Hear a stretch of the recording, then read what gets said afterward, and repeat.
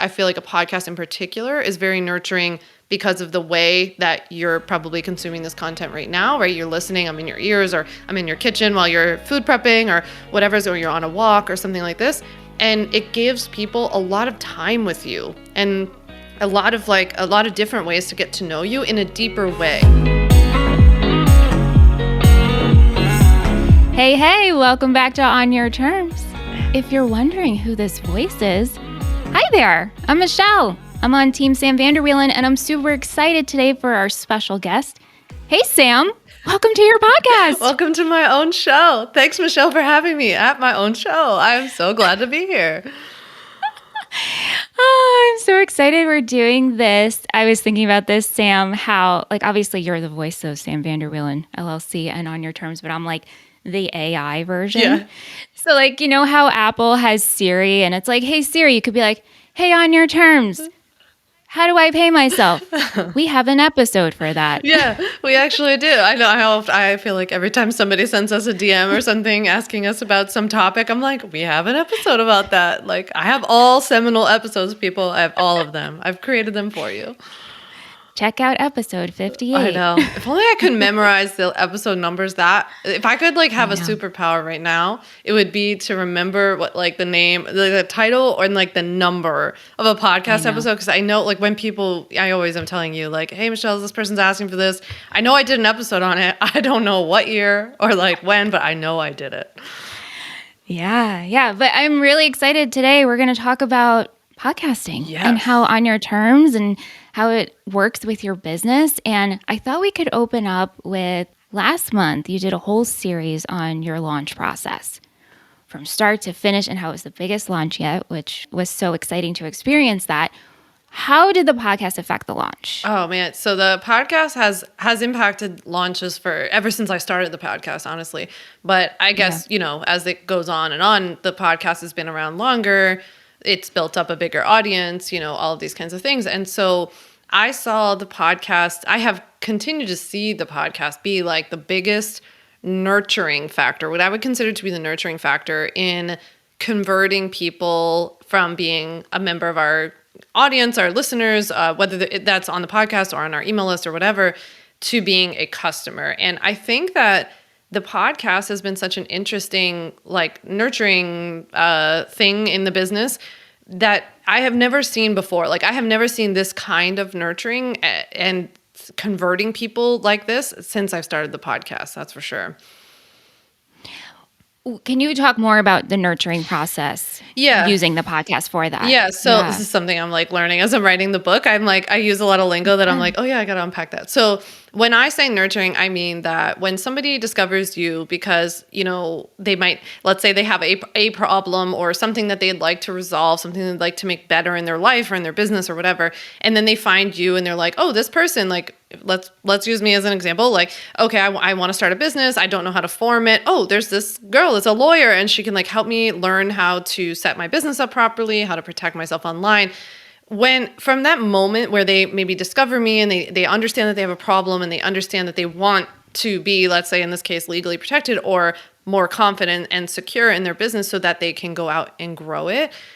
There's a lot of work that needs to be done between that moment and the moment that the person is ready to buy from you. And we often don't think about nurturing people, I think, enough in this industry because we're often just focused on the sales. And up until I started On Your Terms in July of 2021, I had a very robust and active email list. I was active on social media, but a podcast was actually the first long form nurturing piece of content, form of content that I created consistently now for almost 3 years, and I think that it has done a really good job in helping people get from that moment when they discover me or they discover they have a problem to feeling more comfortable to buy. And I know you and I have talked about this a lot, Michelle. I feel like a podcast in particular is very nurturing because of the way that you're probably consuming this content right now, right? You're listening, I'm in your ears, or I'm in your kitchen while you're food prepping or whatever, or you're on a walk or something like this.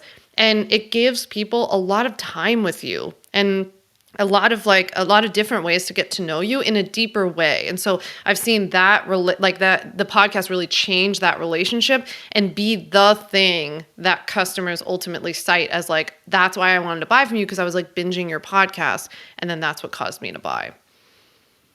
In 2021, when you decided to start your podcast, was this the goal to do this, to create a nurturing place for a potential customer and your current community? Yeah. So I had like, I would say maybe a silly, like selfish reason of wanting to start this, and then more of like a business oriented. So I was kind of coming off of doing a lot of video and trying my hand at YouTube, and like all of this stuff was going on in my life. My dad was still alive at the time. He was sick, and I was taking care of him. And so I was like running back and forth to Philly and coming back to New York, and always in hospitals and things like this. Let's just say I wasn't always camera ready, nor was I camera desiring. I was not wanting to be on camera all the time. And like, if you've dabbled in YouTube, then you know it's a whole different beast, a whole different animal. But as a hoodie loving woman, I was like, I love the idea that there is this medium in which I can give still really good information, but I can like be wherever. I could be in a hotel room in Philly. So there was like a little bit of a practical side for me that I felt like this would be fit my lifestyle, fit my business. And then I thought, okay, I actually thought about it more from, I wasn't actually thinking about the nurturing and like converting customers journey. I was actually thinking of it more from a leads perspective at the time. So I was thinking like, oh, I'm going to use this as a tool to be discovered, right? So like make my show very like search worthy, the title's search worthy, and then we're going to pull in new people. I hadn't even thought about at the time that it would like, I don't know, people would binge it and then be wanting to buy from us.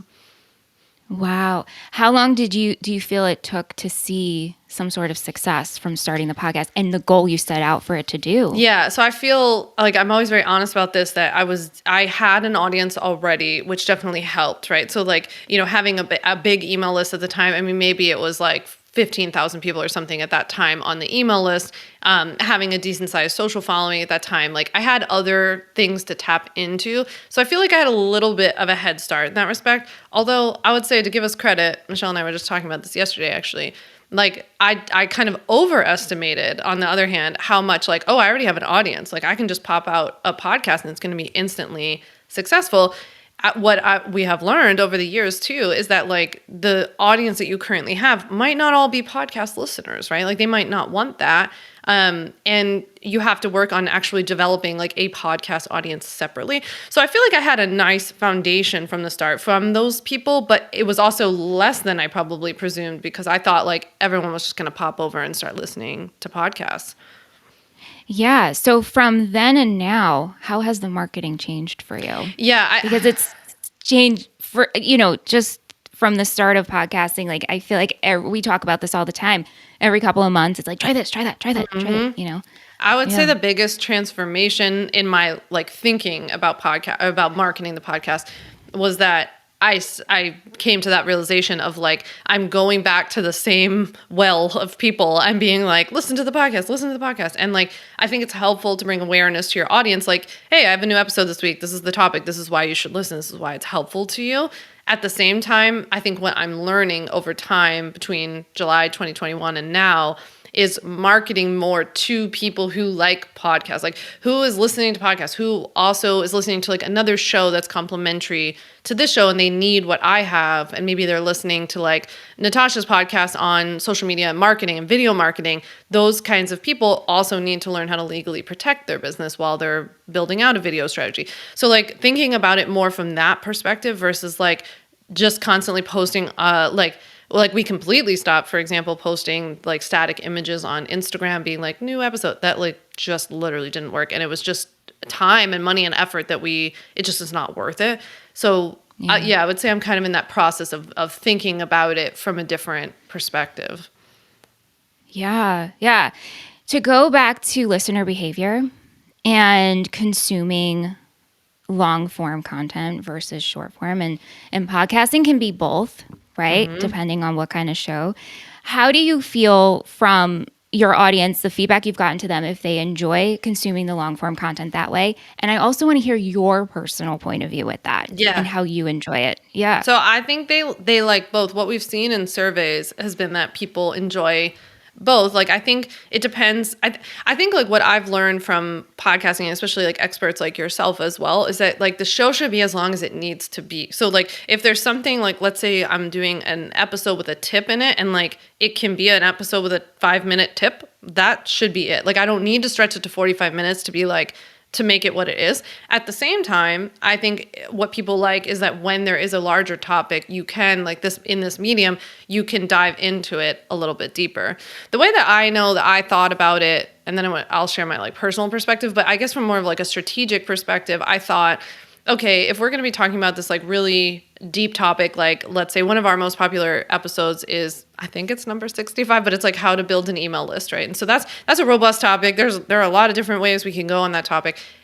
I thought about maybe people wouldn't want to sit and watch an hour-long YouTube video, for example, but maybe they would pop in their headphones and take a walk, and like you could take 2 30-minute walks and learn how to build your email list. Like that's kind of how I was thinking about it. It was like I'm always thinking about like how are people consuming this? I think about who my audience is and like what they've got going on in their life. They're busy. They have families. They have maybe other jobs. They're trying to start a business. Like you don't have 16 hours to sit down and do this. So I really think about like, how can I get them the maximum amount of value in this episode, whether that means it's a 5-minute or a 55-minute show.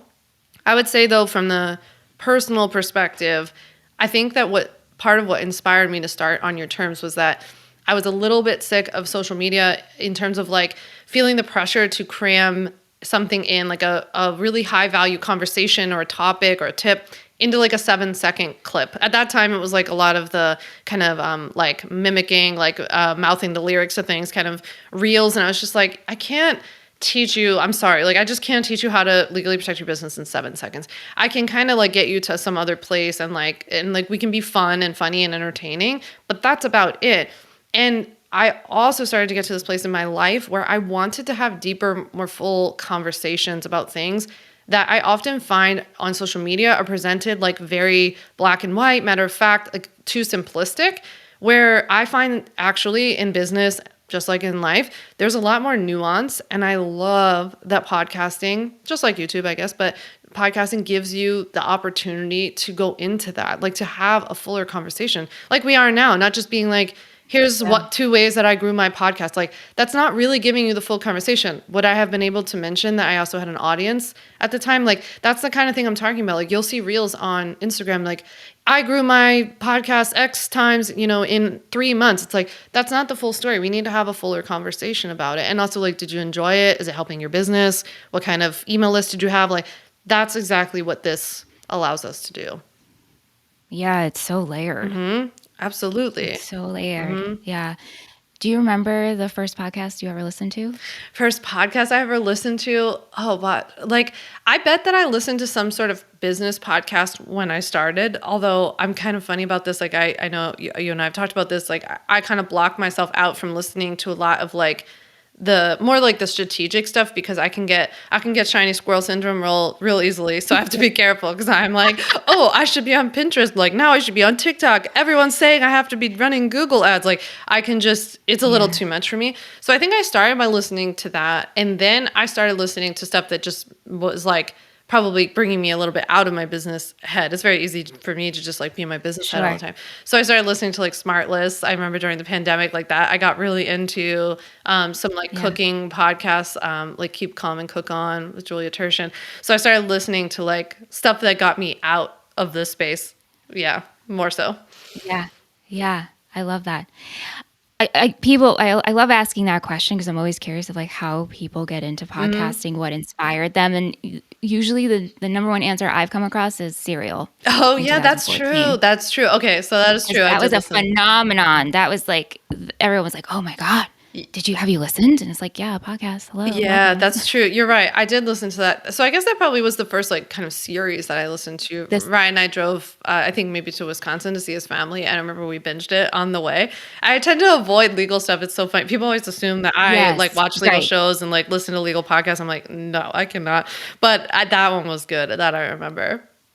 And it's funny you said that because usually when people will say that's the first one or first series they got hooked to, they're like, I remember exactly where I was, it was like such a pivotal moment in a lot of people's listening journey to podcasting. Well, it's interesting. What a good like marketing lesson looking back on it too. That now that you're saying this, I'm thinking like right now as we're recording this, like series are really popular, for example, both on podcasts and on social media and stuff like this. And like, what's the point of a series? It's that it's got like a story, right, in chapters, and you keep it hooked. And how did the end of every single episode of Serial end? With like oh my God, I gotta listen to the next one because I gotta know what did she say? What did she see? You know, like, so yeah, it's interesting, like, to think about how could we apply that kind of bingeability and like the little like hooks kind of going from series to series episode. I'm really big into series right now. I'm enjoying doing it. So on that, we've introduced series on your terms. How far in advance do you start thinking about that? You talked a little bit about that during the launch series last month, but in terms of just like the podcasting and planning that, I'd be curious to hear more about that. Yeah. So starting back in October, when we had our annual like planning meeting for all of 2024, I had decided that I wanted to do one series per quarter. That was my goal. And I knew that I wanted the first series because the first series was going to be in January. There's kind of that new year, new like start up a business energy that I was like, it's a good time for us to just do one that's kind of like how to start a business or like how to ramp up your business. So that's what the business series we did back in January. I then knew I was going to do one series for the rest of the year, and I have a couple of ideas of different series. Like I would love to do one on email list building since that's been a popular topic. But after we had this launch in February, it went not only so well, but like I think what I was really excited about is that we tested out a lot of new things that I saw work really well. And I know as somebody whose business runs pretty much off of one like major funnel that works really well and has worked really well since 2019, I feel often frustrated that I don't know where to go to like get new information about how launches are going or funnels are going and like that kind of stuff. Like I don't see anybody doing it quite like we're doing it. And so I was like, why don't we just bring that information? Like, why don't we share how we do this and help other people? Because everybody has to start somewhere. And my launches certainly didn't, used to look like this. That's for sure. Yeah.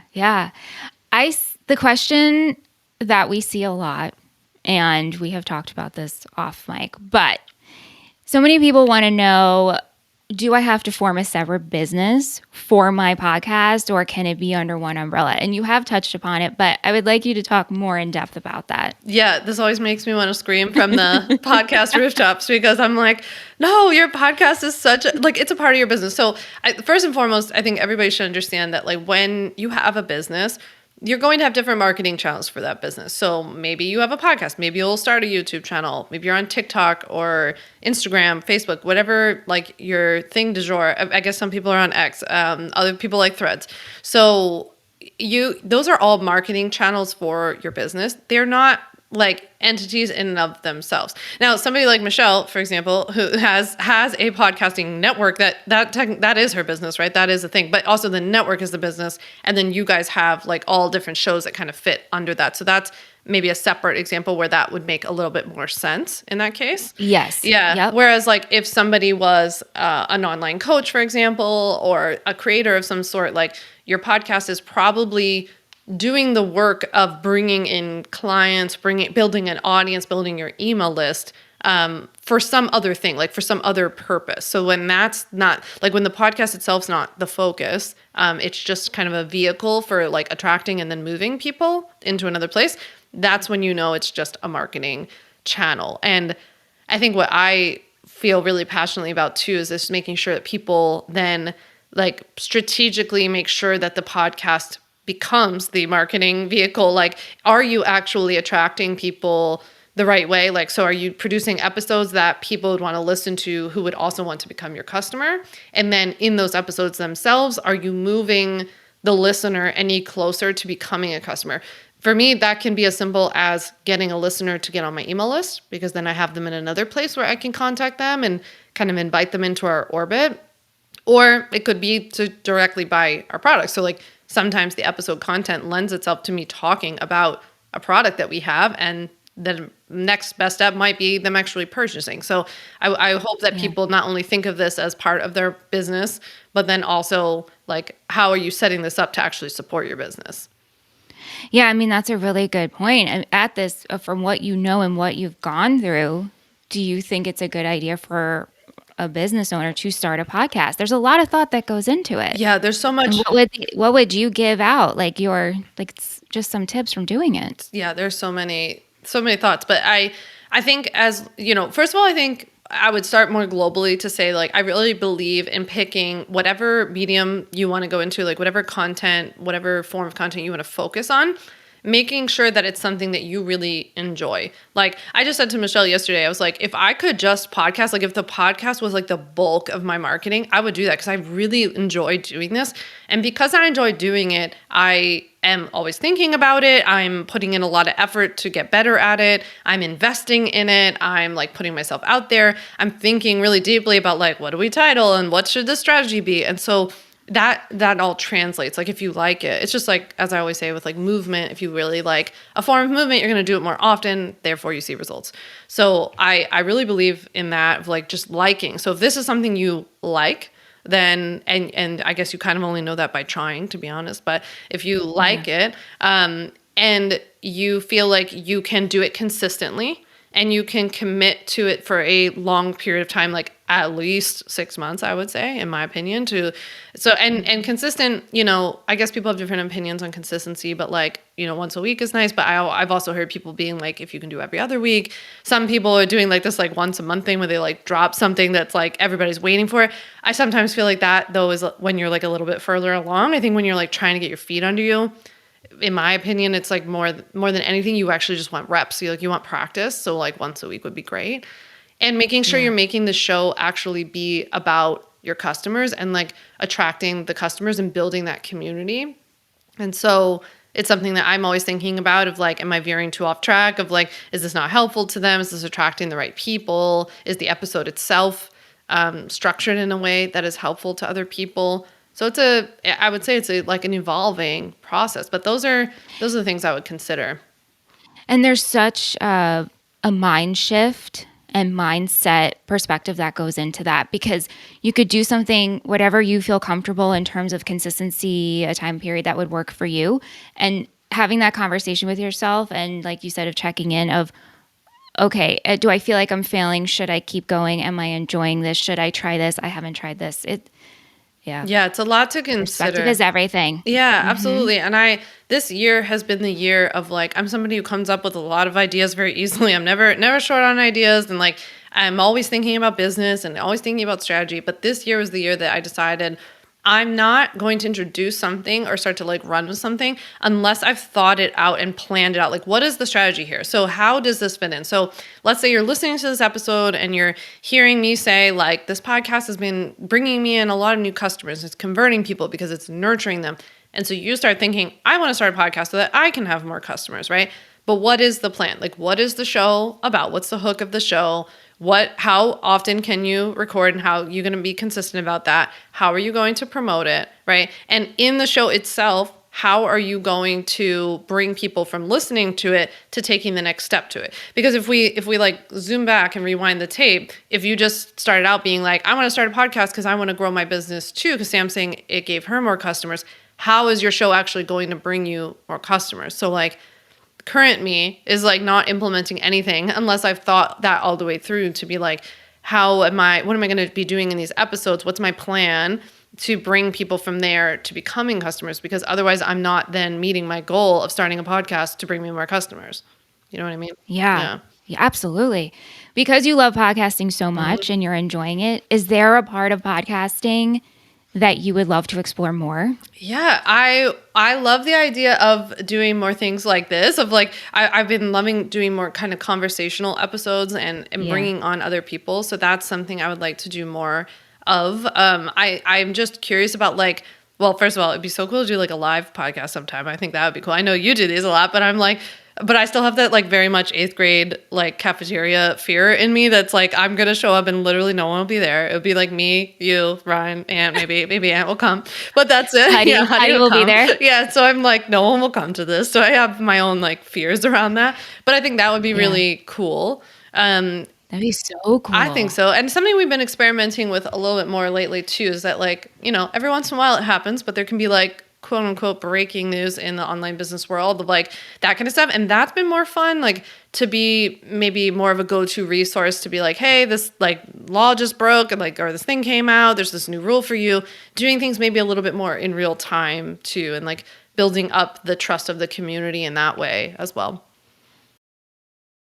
Right. Like having structure is so important and being on a schedule, but to throw in those moments of, oh, here's a bonus episode, you'll find this helpful, I think keeps the community also very excited and your listeners coming back for more. Yeah, I like the idea of all of you listening becoming like the go-to person for whatever you do. And while that can be done with a, weekly Monday episode on some great topic, it can also be like there's some like splashy thing that you can take advantage of. And I think that can be like kind of a way to create more of that, like you're their go-to person. If you want to learn about how to grow a podcast, like this person's podcast is the one you always look to. And so you trust that like if there's something you need to know, they're going to tell you about it. And so like kind of building up that community in that way.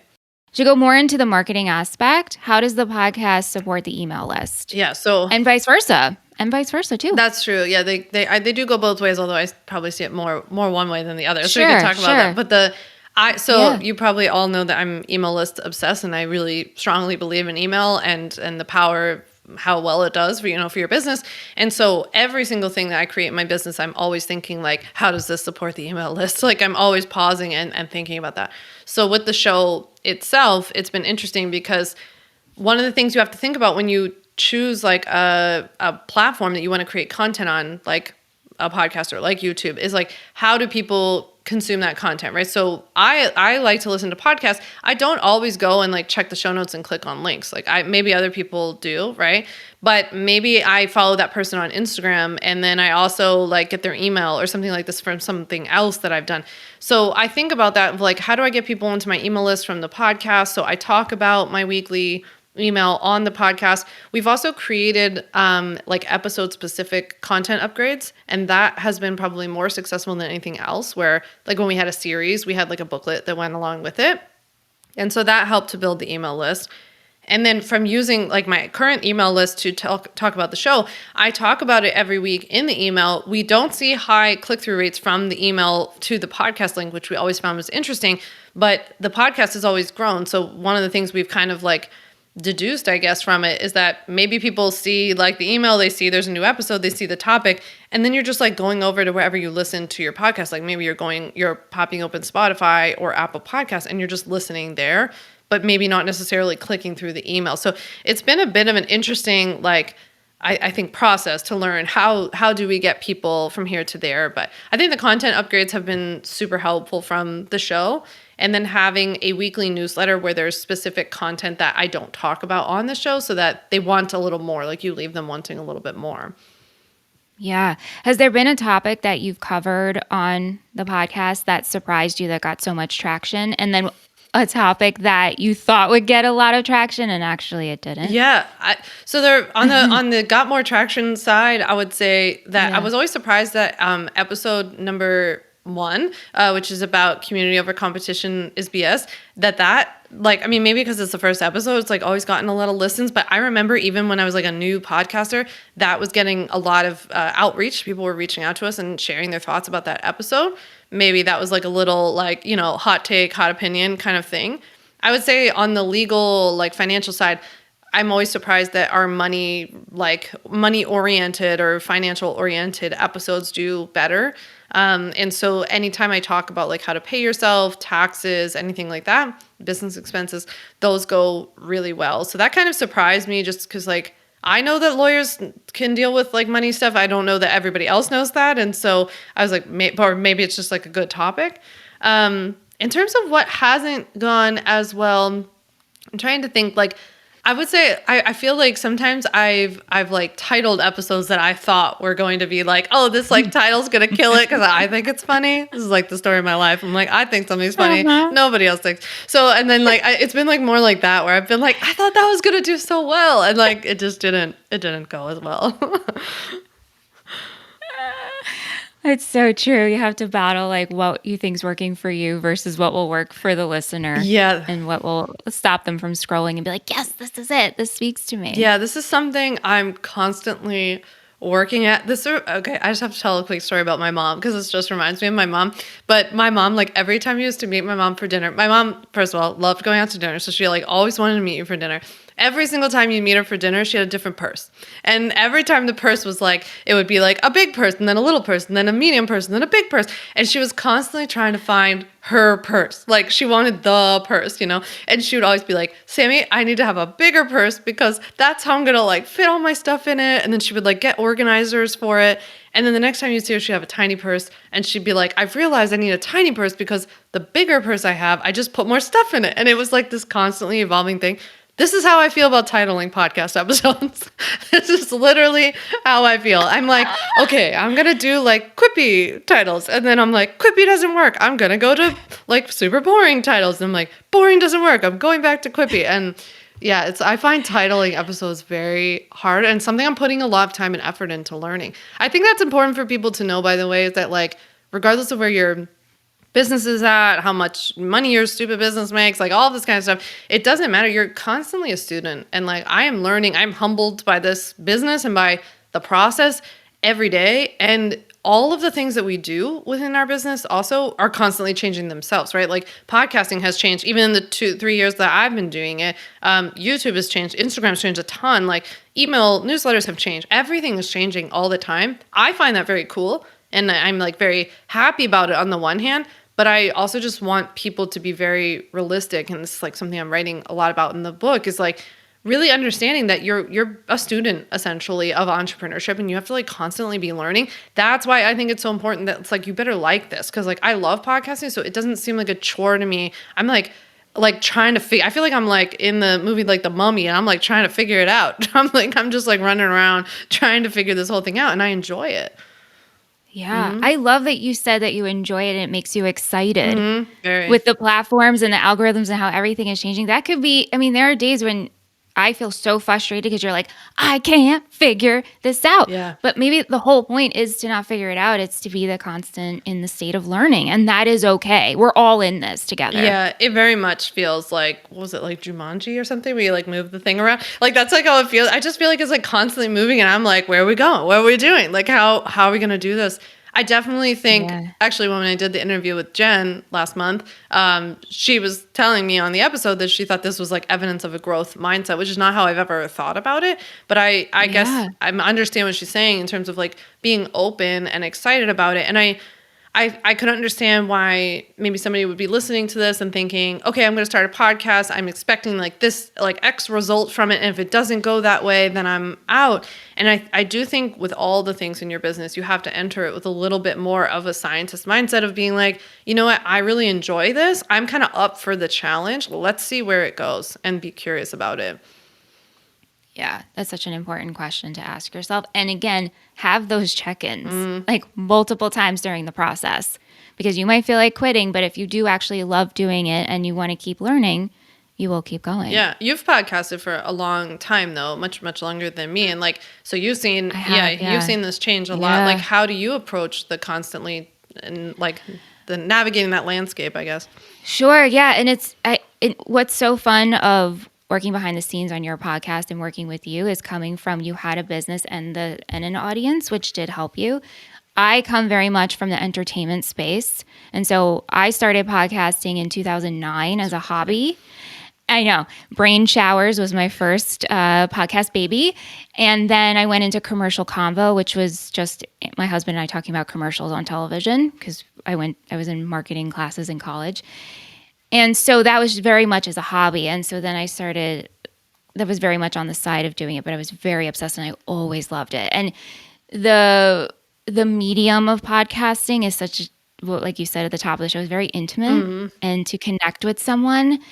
And that's what I love. I love spoken word. And taking radio in college was always my favorite because it's just like, oh, you could have so much fun with audio and audio dramas. And so anyway, going from that, it's always just been in the entertainment space. And there's a lot of competition. And I feel this way with podcasting and everything. There's room for everyone.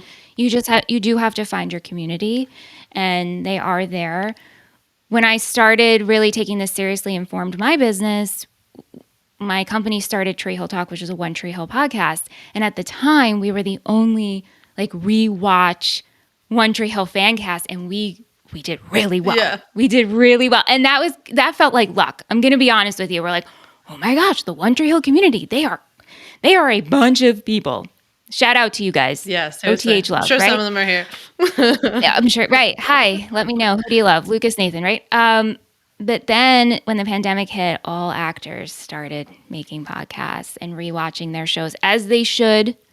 They were on it. Let's hear their experiences. But that definitely was hard in the fan cast niche of where I'm at. So there's definitely days where I'm like, why am I doing this? But then I'm like, oh, I really do love this. Yeah. It's just evolving and keep educating yourself on how to market and find your community. And I will say we have found like a really loyal fan base that have been with us since 2017. Yeah. And they're still supporting us. They send you gifts.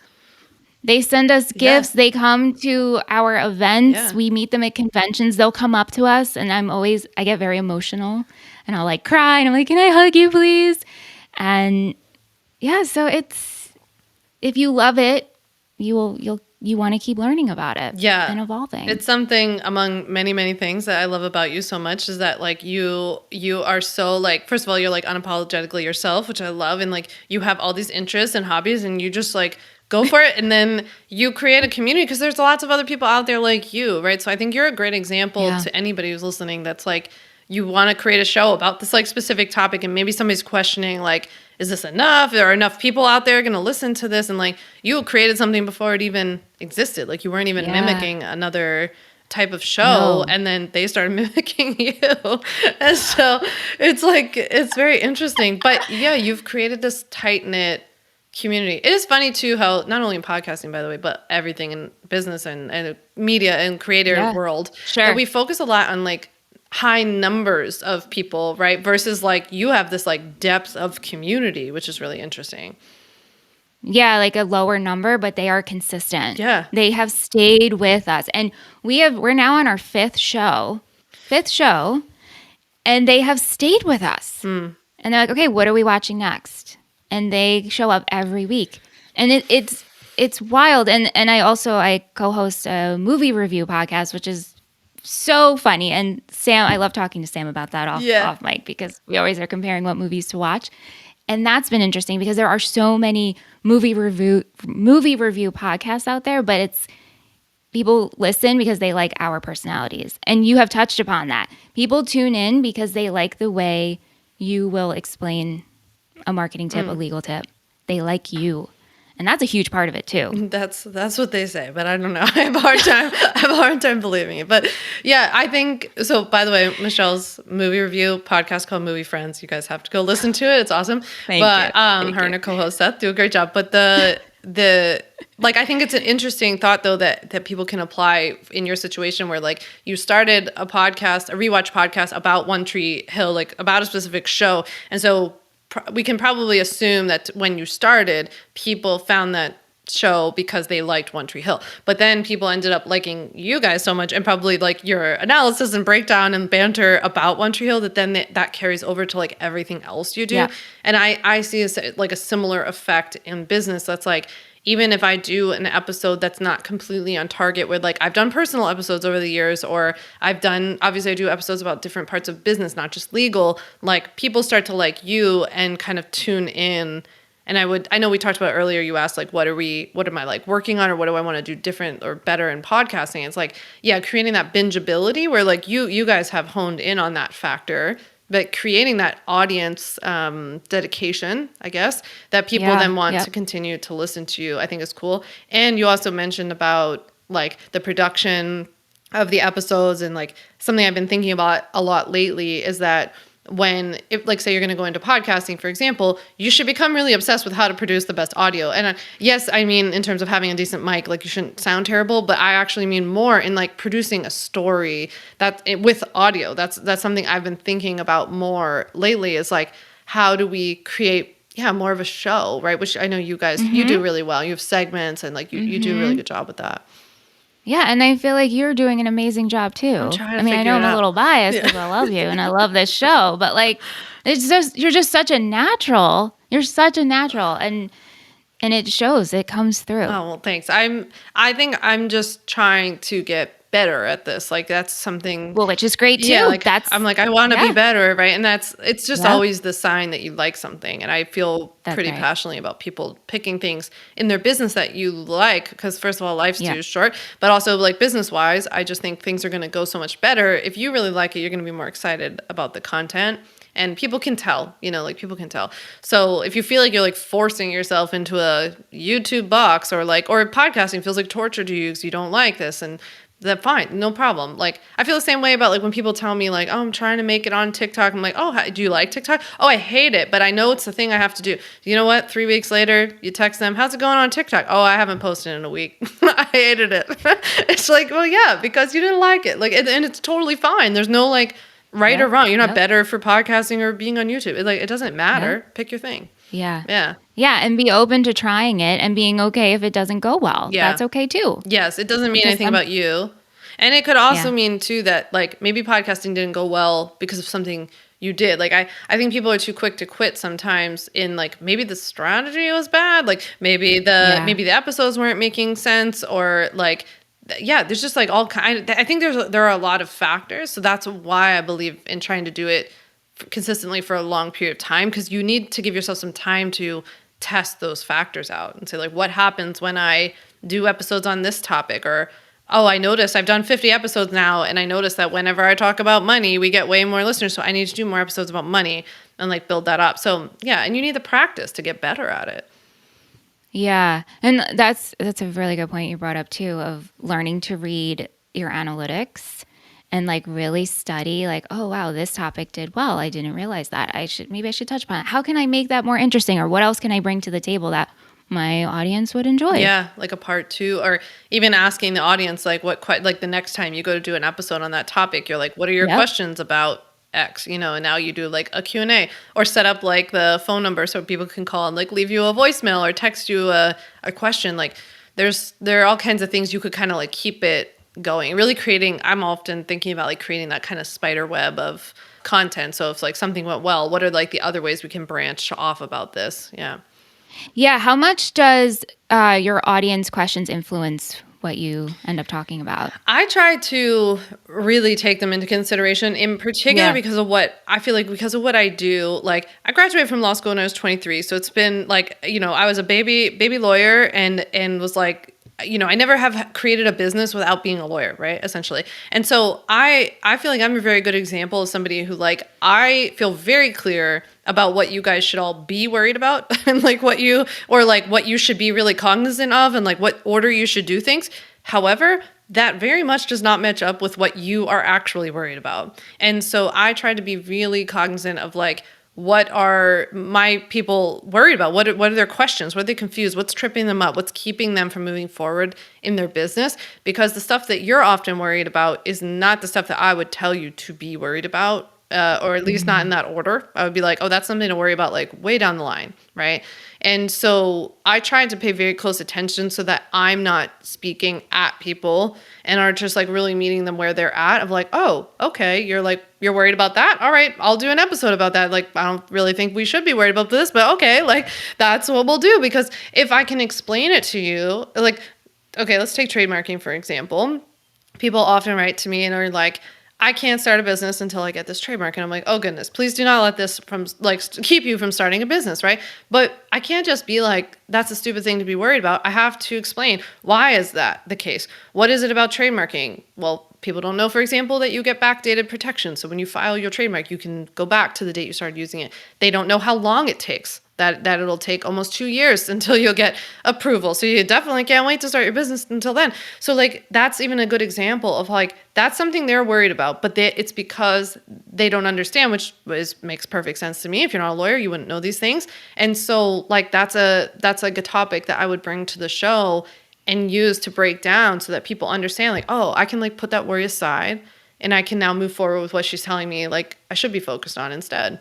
Yeah. And so you guys and can that's do that. educational and also very nurturing, to go back to nurturing your ready audience that's there. Yeah, I'm sure if anybody's starting a podcast or has one already, like the more you can think about, I mean, this goes for creating content, period, anywhere you're doing it, but like speaking really to people with where they're at. I see a lot of people on Instagram especially where they're like creating content that's kind of like telling people, it's like you're assuming way too much about people, right? You're kind of like talking to people who are way further along and maybe a little bit out of touch with where people are at. So I think it's really important. I was actually just yesterday writing chapter 7 of my book, talking about creating a $1 million product. And in this chapter, I'm talking about doing like a lot of voice of customer research and really like literally using the verbiage of our customers. We do this several times a year. And it also, though, is a way to kind of ground me in like what my customers are worried about and also what their relief is. Like, what do they feel once they buy our product, once they've been in the Ultimate Bundle, for example? Like, I don't know what that would feel like. So I have to listen to them. And so I pour through that research consistently to kind of keep myself on point to be like, oh, okay, they're consistently worried about this. I see the same questions, same concerns. I see what they want instead. I see how they feel once they get it. And like, I just kind of immerse myself in this like language from them because it's not my story. Whereas some of you listening might like, you know, you might have, I don't know, like gone on your fitness journey and now you're like teaching other people how to get fit. Like you've kind of lived more of the experience. I still think it's important though to get back in touch with like where they're at right now and probably how you felt when you were in their shoes versus like where you are now, which is probably very aspirational for your ideal client. Yeah. Totally. Yeah. It's a great point. Good point. Oh, thanks. I have some fun questions for you if you are up to I'm always up for fun questions. Yeah. Okay. All right. So this is a question I like to ask everyone, and I actually don't know Sam's answer, so I'm very excited. If you were a type of pasta noodle, what would you be? And I want to know what sauce is going on top. That's such a good question. Okay. Well, I'm going to say, because I make my own pasta, this is influencing my decision here. So my dad years ago bought me like a gnocchi board. So have you ever seen this? Like the little wooden board? Mm-hmm. Yeah. So I'm going to say I'd be like hand-rolled gnocchi because they're all different. Like I love that they all come out unique. And so first of all, gnocchi is super easy to make. You like literally make it in a bowl and like just pop it out. And then I love that you like hand roll each one individually and they're all unique and like funky and different and they're not trying to be like the others because, you know, if you're like spaghetti or something, it's like so uniform and the same and I don't like that. So I'm going with that. And always something tomato based for sauce. I'm just obsessed with tomato. So I would like bathe in marinara if I could every day. I love it so much. Marinara is also my favorite. One of my favorite snacks, and this is also what I order at the diner, is sweet potato fries with marinara sauce. I love that too. Have you ever had green beans in marinara sauce? I have had that, and so that good. Is, yeah. And when I order it, I say marinara. Yeah. Like, I want sweet potato fries and marinara. Anyway, okay. Next question: if Huddy was a vegetable, what would he be? Oh my gosh, a little pumpkin, I think. He has a little pumpkin face, doesn't he? Oh my God. Hudson's my dog, in case everyone's like, what are you guys talking about? He is my dog and also my life. I love him so much. Yeah, I just feel like he'd be like, well, I don't know, are pumpkins happy? Because I feel like Huddy's like happy all the time. He's just like, he wants to be friends with everybody. And he's so like, it's just cute and like squishable. For some reason, pumpkins seem squishable in my mind, but they're really not. They're very hard. Pumpkins just, I think, bring on happiness. Yeah. You see a pumpkin, they can be so many different sizes, especially when they're round. I don't know. They make me very, very happy. And I think pumpkin's the perfect answer for that. And they look like they want to be snuggled, which he is obsessed with snuggling. Yeah. Yeah. Mm-hmm. I mean, do you ever look at Huddy and you think like, oh, if you were a pastry good, this is my life. I constantly am looking at animals. And I'm like, oh, you would be a croissant. You would be a jelly-filled donut. I tell him he's a little piglet all the time. That's what I tell him because he's obsessed with vegetables. Anybody who follows me on Instagram knows Huddy loves vegetables. Yes. He loves kale and spinach and cucumbers and peppers, carrots. He really loves like raspberries and everything. Oh my gosh. So now he knows when I cook, he really loves broccoli. And I've learned that I cook with broccoli constantly because whenever I'm cooking, he's standing by my feet and I'm like, wow, I do make a lot of broccoli. So he just like loves vegetables so much. But so I call him a little piglet because he's always standing there waiting for me to make a mistake, as I say. He's hoping I make a mistake. Okay, pineapple on pizza, yes or no? Yes, I love it. Thank you. Yeah. Check, check. And then lastly, right now, because I feel that this changes, but describe your perfect cup of coffee today. It really does change day to day. So right now I've been obsessed with Cometeer, which is like these little frozen capsules of coffee. So they're flash frozen fresh coffee. Say that 5 times. And it's just so easy. Like, actually, my friend Erin told me about it when she had just had her first child, and she was like, you can make a cup of coffee with one hand. And like, I don't even have a child. I just find this to be very helpful. I'm like, I love this. And so also I'm like a coffee snob in terms of roasters and things like that. And they pull from the best roasters. So I love a Cometeer capsule. And then you just fill it with like hot water because the little disc is frozen. And then I usually put in Nut Pods creamer, which is like a mix, I think, of almond and coconut, right? And so I'm obsessed with their cinnamon swirl one at the moment. I don't know if you've ever had it. It's so good. I like that one a lot. Over the winter, I was obsessed with their peppermint mocha creamer, but I'm feeling, because it's like spring now, I'm done with it. I'm back to cinnamon swirl. I love it. I love Nut Pods. And so I was, as Sam was talking, I'm like nodding crazy, like, yes, yes, yes. I love Nut Pods. Nut Pods for the win. Yeah. I love it. Well, thank you, Sam. Thank you for joining you on your podcast. Thank you for joining me on your podcast. I don't even know how to say it, but thank you so much. I'm so glad that we did this, and I wanted to have like a full conversation about podcasting, which I feel like we did. And I also hope everybody will go and check out Michelle's podcast. We'll make sure that we link to them in the show notes, but you guys gotta go listen. I've been rewatching, before we go, we have to say, I've been rewatching the OC, and Michelle has a Rewatch OC podcast. So I'm like dying to get into it now because I've been binging the OC because I haven't seen it since I was like in high school. Yeah. Oh, I live for Sam and her husband Ryan's commentary on the OC. Yeah. It is wonderful. But yeah, this was so great, and I'm really honored that you asked me to have this conversation about podcasting with you. And I think it's good to just do a check-in every once in a while and talk about where you're at. Absolutely. Yeah, I'm glad we chat. We should do it again, like in like 6 months or a year. It'd be interesting to talk about like what else we're learning at that time, because like we said, the stuff changes. And what was implemented and what worked and didn't. Absolutely. Well, we'll see you guys on the other side. See you next week, everybody. Thanks so much for listening to the On Your Terms podcast. Make sure to follow on Apple Podcasts, Spotify, or wherever you like to listen to podcasts. You can also check out all of our podcast episodes, show notes, links, and more at samvanderwielen.com/podcast. You can learn more about legally protecting your business and take my free legal workshop, 5 Steps to Legally Protect and Grow Your Online Business at samvanderwielen.com. And to stay connected and follow along, follow me on Instagram at samvanderwielen and send me a DM to say hi.